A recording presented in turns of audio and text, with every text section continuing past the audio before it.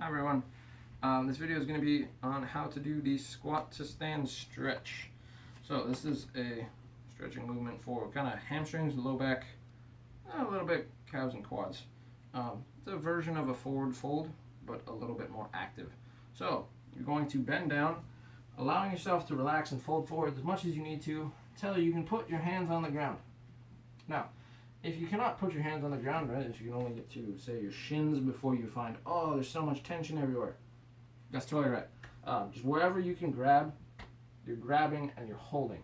So if that is your shin, up here, down here, you can get on the floor if you want to stand on your feet, stand on your hands. I like to kind of grab my toes and then push down with my toes because that makes me aware that I'm engaging them. But again, wherever you can comfortably get to with your hands, what you're going to do from this position is drop your hips down as low as they'll go, right? So I can get into my deep squat pretty comfortably. If you're finding you're dropping and you're like, ooh, right here, can't go any lower than that, then that's all right. That's where you're working from. Wherever your low point is, what you're going to do is then push your hips up, bring your chest towards your thighs. Again, calm breathing. You're going to get in that position and then come back down to your deep squat. Or not to your deep squat, to your low point of your squat. And then holding, pushing. The goal is to try to get your hips as high as possible. And then come down. Big inhale. And then big exhale. Using your arms kind of pull down. Provide that force to get into that stretch.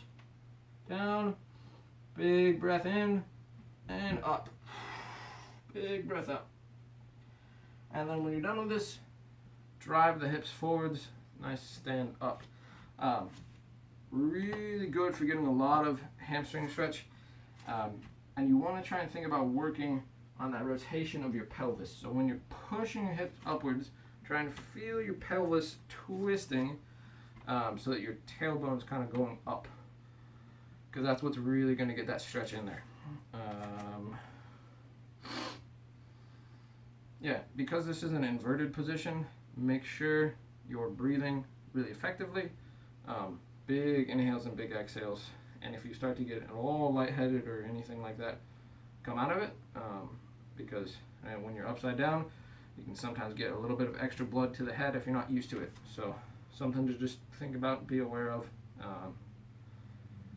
Yeah, push into that stretch. Don't push too hard, but just get that nice hamstring tension. Hold it for a little, and then come down.